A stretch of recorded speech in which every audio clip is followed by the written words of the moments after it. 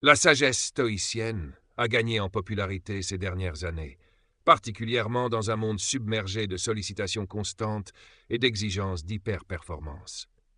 Néanmoins, je souhaite te présenter une perspective rarement explorée, une interprétation différente de ce que l'on nomme la liberté intérieure. Je désire te parler de ces instants où, confronté à l'effervescence collective, tu réalises qu'il est parfois préférable de rester seul plutôt que de partager ton espace mental avec des individus qui ne respectent pas tes aspirations. Il t'est sûrement déjà arrivé de ressentir ce malaise face à la nécessité de t'adapter à un groupe, d'obtenir leur acceptation, de rechercher, voire de mendier l'approbation des autres. Pourtant, le stoïcisme nous apprend que la paix de l'âme, cette ataraxie tant convoitée, requiert que nous distinguions clairement entre ce qui est en notre pouvoir et ce qui ne l'est pas. Chercher à être aimé à tout prix ne dépend jamais totalement de nous. Les interactions humaines sont complexes, empreintes de dynamiques qui échappent souvent à notre contrôle. C'est pour cela qu'on finit souvent par chasser des chimères. Je souhaite partager avec toi une méditation sur comment la solitude, souvent perçue négativement, peut se transformer en un atout précieux pour un esprit stoïque, et comment cette solitude contrôlée peut ensuite te permettre d'engager des relations plus saines avec autrui. L'époque actuelle nous incite à éviter toute forme d'isolement. On nous répète qu'il est essentiel d'être constamment entouré, connecté, au milieu d'amis, de collègues, de suiveurs, de personnes qui reconnaissent notre valeur. Cette recherche effrénée de validation peut masquer un vide intérieur, un phénomène que la philosophie stoïcienne met en lumière depuis longtemps. Le stoïcien ne vise pas l'indifférence, mais la clairvoyance.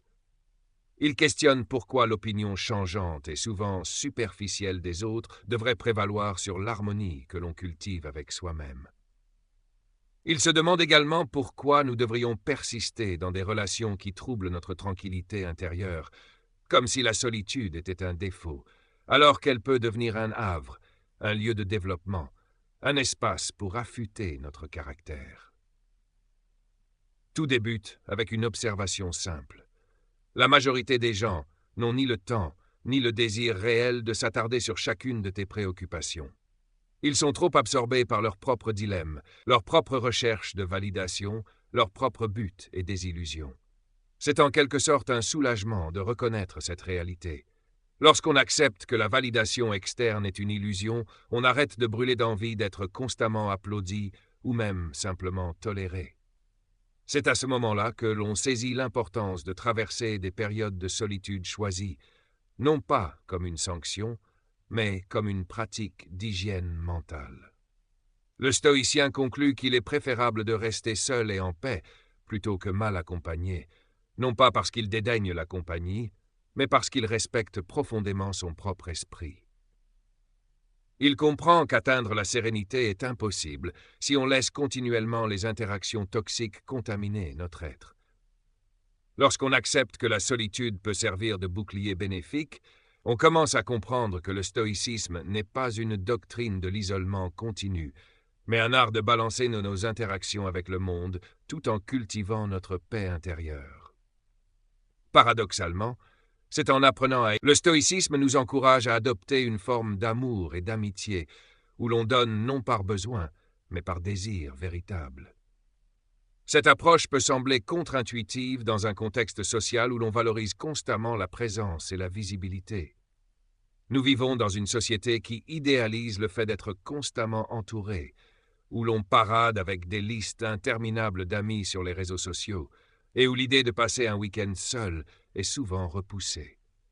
Néanmoins, une observation stoïque de cette frénésie relationnelle révèle qu'elle résulte fréquemment d'une aversion profonde pour la confrontation personnelle. Nous redoutons le silence, craignons que nos doutes ressurgissent et avons peur de découvrir que notre identité est floue sans le miroir des autres.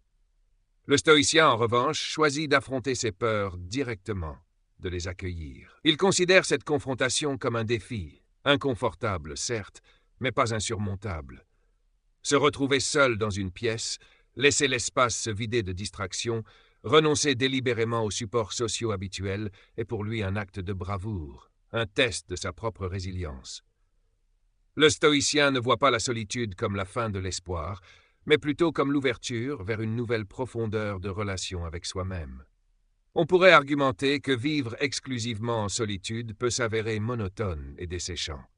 Certes, le stoïcisme ne prône pas l'isolement total du monde extérieur. Il s'agit plutôt de développer la capacité de choisir consciemment quand et comment interagir. Cette force découle de la conscience que si une relation devient infructueuse, conflictuelle ou nocive, nous pouvons nous en éloigner sans sombrer dans l'angoisse. Nous sommes alors en mesure de sélectionner nos relations selon des critères bien définis. Nous ne conservons pas une amitié par crainte de la solitude, mais parce que nous y discernons une réelle valeur réciproque, une connexion intellectuelle ou même un enrichissement mutuel. Le stoïcien valorise la qualité plutôt que la quantité. Il peut préférer de longues périodes de retrait social actif plutôt que de se noyer dans un vacarme constant de relations superficielles. Opter pour la solitude peut provoquer l'incompréhension ou même le jugement des autres. Les gens peuvent se demander pourquoi nous limitons nos sorties, pourquoi nous refusons certaines invitations, pourquoi nous choisissons d'être sélectifs. Le stoïcien explique simplement qu'il ne souhaite pas gaspiller son énergie dans des milieux qui le perturbent. Cette attitude n'est pas du snobisme, mais une protection de sa tranquillité et de son intégrité personnelle. Épictète nous rappelait que nous contrôlons essentiellement notre capacité à juger, à décider, à choisir. Si nous laissons autrui monopoliser notre temps, nous nous éparpillons et perdons notre essence. Dire non, refuser des engagements qui ne correspondent pas à nos valeurs, est donc une manifestation de force. On pourrait alors se demander, existe-t-il un risque de basculer dans un excès inverse, celui de repousser autrui sous prétexte que la solitude nous offre un certain confort? Le stoïcien demeure lucide. La société est souvent le lieu où la vertu s'exerce. L'humanité prospère à travers les interactions, la solidarité. Ce que le stoïcien cherche à éviter, c'est la dépendance. Il ne diabolise pas les relations, il les choisit librement. Il n'aspire pas à une autarcie totale, mais plutôt à un équilibre. Il peut avoir un cercle d'amis, mais reste capable de vivre sans eux si nécessaire, que ce soit parce qu'ils partent ou parce qu'ils vont à l'encontre de ses valeurs profondes. Il ne craint pas l'idée de se retrouver sans soutien social, ayant déjà expérimenté une solitude sans désespoir. Cela illustre bien le principe que mieux vaut être seul que mal accompagné. Ce n'est pas un appel à l'isolement, mais un bouclier spirituel qui nous protège du chantage affectif, de la peur du vide et des diverses manipulations. Le stoïcisme, dans sa forme la plus contemporaine, souligne également la nécessité d'une déconnexion face à l'obsession numérique. Les réseaux sociaux ont amplifié les occasions de se sentir jugé, comparé, validé ou rejeté d'un simple clic. Il arrive souvent que l'on se sente exister uniquement à travers ces interactions éphémères. Le stoïcien comprend qu'il peut exister au-delà de ce maelstrom. Il peut choisir de se déconnecter d'Internet pendant une semaine pour se reconnecter avec la lecture, l'observation de la nature, le sport ou la méditation. Il peut fièrement dire qu'il ne suit pas toutes les modes, qu'il ne cherche pas à augmenter sa popularité en ligne. Il préfère cultiver des relations authentiques avec quelques personnes triées sur le volet ou rester seul si personne ne répond à ses critères de sincérité. Cette attitude peut paraître étrange pour beaucoup, mais c'est là que réside la beauté du stoïcisme. Il ne nous oblige pas à répondre aux attentes de la masse, il nous encourage à être en accord avec nous-mêmes pour mieux rayonner par la suite. Il est intéressant de remarquer que la solitude choisie n'est pas une cage dorée. C'est un sanctuaire où l'on se renforce, où l'on apprend à apprécier le fait d'être seul avec ses pensées, à l'abri des jugements extérieurs. Lorsqu'on en sort, on n'est pas en quête d'approbation. On est prêt à partager ce que l'on a cultivé en soi, tel un artisan qui présente ses œuvres après avoir travaillé en paix. On aborde alors les autres avec curiosité et non avec anxiété, libre d'explorer leur monde sans laisser le nôtre être dicté par eux. On accueille les critiques sans s'effondrer, conscient que ces dernières ne définissent pas notre valeur. Ainsi, nous sommes plus ouverts aux échanges. Paradoxalement, nous ne nous enfermons pas dans un monologue. Nous sommes simplement résolus, capables de dire oui ou non. Les autres perçoivent qu'ils n'ont pas de prise sur nous. ce qui peut parfois susciter leur perplexité ou même leur admiration. Le stoïcisme nous enseigne aussi qu'il n'y a rien de mal à apprécier la compagnie, à rechercher occasionnellement de la tendresse ou de la camaraderie. L'idéal n'est pas de devenir une personne insensible et dépourvue d'émotions. Au contraire, on peut très bien profiter d'un dîner entre amis, partager des rires avec eux, tout en étant conscient que notre bonheur ne repose pas sur leur approbation collective. On reste vigilant. Si une réunion devient superficielle, si l'on sent que l'on y perd son essence, on s'excuse poliment et on part. Ce n'est pas un drame, ni une trahison.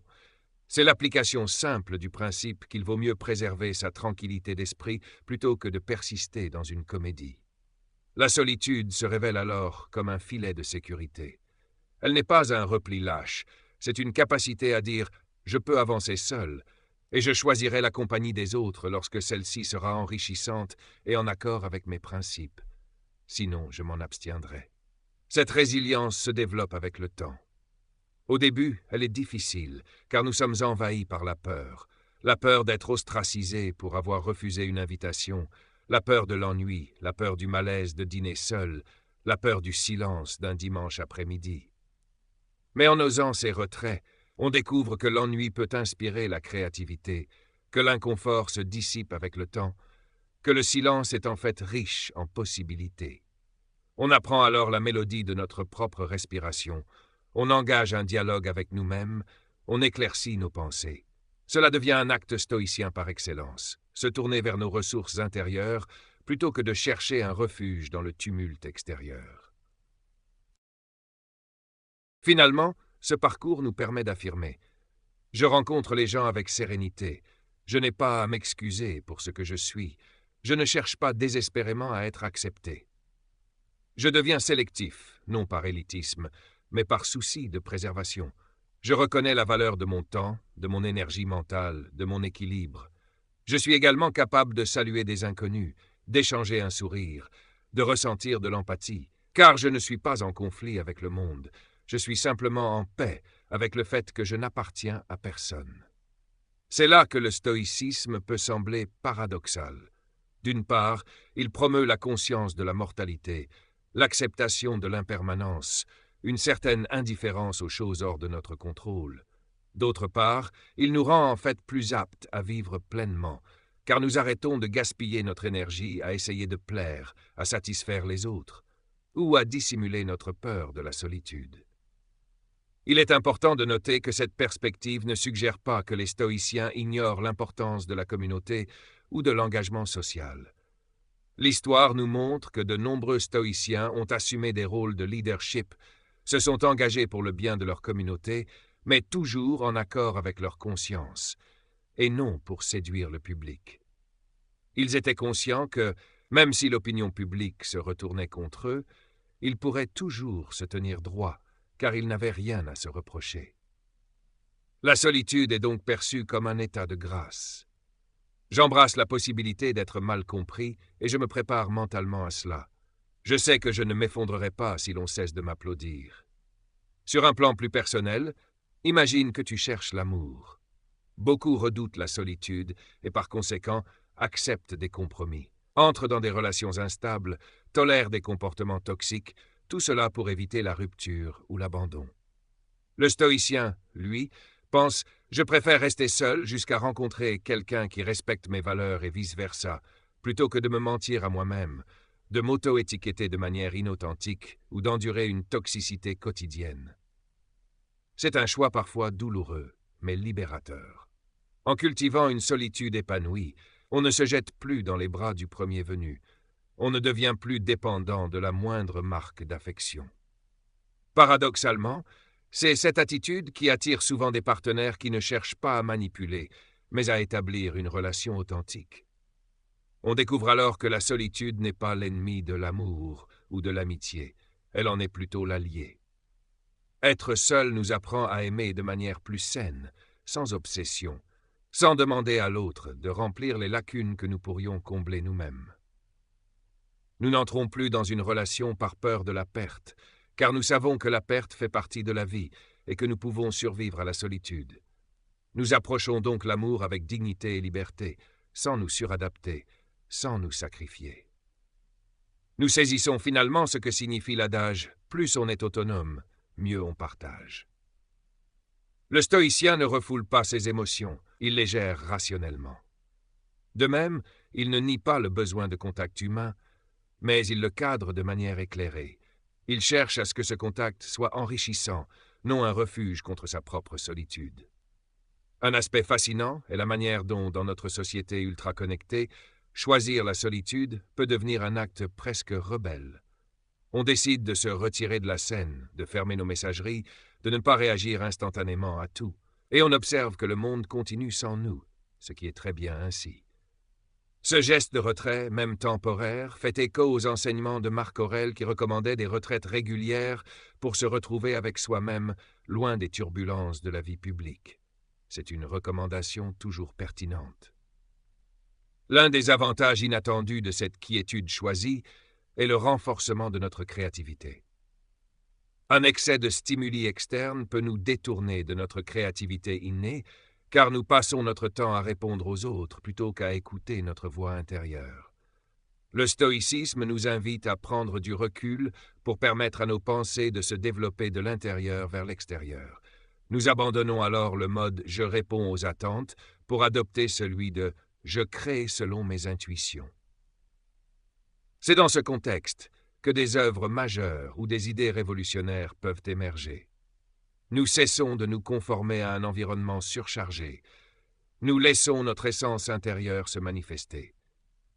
La solitude devient ainsi une source d'inspiration, car elle permet à notre voix intérieure de se faire entendre. On commence alors à percevoir que ce dont nous avions vraiment besoin, c'était d'un silence suffisamment profond pour que la vérité de notre être se révèle. Certaines personnes craignent que devenir stoïque ne les rende orgueilleux ou distants. Elles s'interrogent. Si je n'ai pas besoin des autres, vais-je me replier sur moi-même? Pas nécessairement.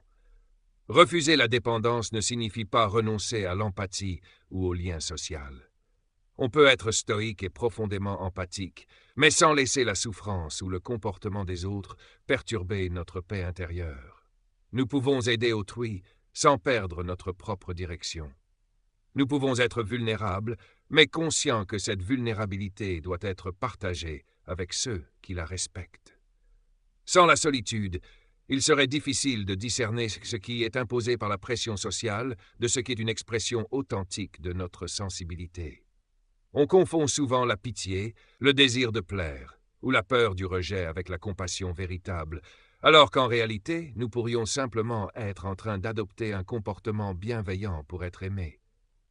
Le stoïcien préfère se retirer, réfléchir et revenir avec un cœur ouvert, non conditionné par la peur d'être jugé.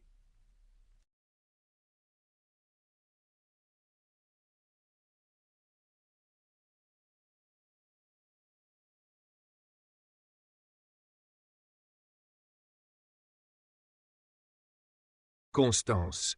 Profites-en pour approfondir ta relation avec toi-même. Considère-la comme un entraînement stoïcien à grande échelle. C'est l'occasion de découvrir que tu n'as pas besoin de l'approbation d'autrui pour trouver la paix. Et si cela te procure une sensation de tranquillité, tu réaliseras que la solitude n'est pas ton ennemi, mais une alliée puissante. Plus tard, lorsque tu décideras de te réengager dans la vie sociale, tu le feras avec une assurance renforcée. Un respect accru pour tes propres limites et une joie plus sincère à partager. Tu pourrais même être surpris de constater que, libéré de ton anxiété, tu attires des personnes plus authentiques et plus bienveillantes. C'est souvent le cas. Lorsque nous cessons la quête effrénée de validation, nous dégageons une aura de calme qui attire naturellement les autres vers nous. Les gens recherchent souvent, même inconsciemment, des individus qui ne sont pas obsédés par l'attention, mais qui vivent en accord avec leurs principes. C'est en quelque sorte la récompense indirecte de l'adhésion à la philosophie stoïcienne. En trouvant refuge dans la solitude, on apprend à rayonner sans même s'en rendre compte, et ce rayonnement n'est plus une quête, mais simplement un fait. Si je devais résumer tout cela en une phrase, il est préférable de cultiver la paix intérieure à travers une solitude assumée que de perdre son âme au milieu d'une foule indifférente. Le stoïcisme, malgré son apparence austère, n'est pas un chant à la froideur, mais à la lucidité et un amour éclairé, celui qui ne craint pas de se tenir debout seul et qui, grâce à cette force, peut rencontrer l'autre avec une douceur et une franchise rares. Tout repose sur l'équilibre entre la capacité à être seul et le désir d'interagir. C'est en maîtrisant le premier que nous rendons le second un acte de liberté, non de dépendance. Il n'y a pas de meilleure façon d'honorer la condition humaine que d'offrir aux autres une présence qui n'est ni contrainte ni intéressée, mais volontaire et centrée.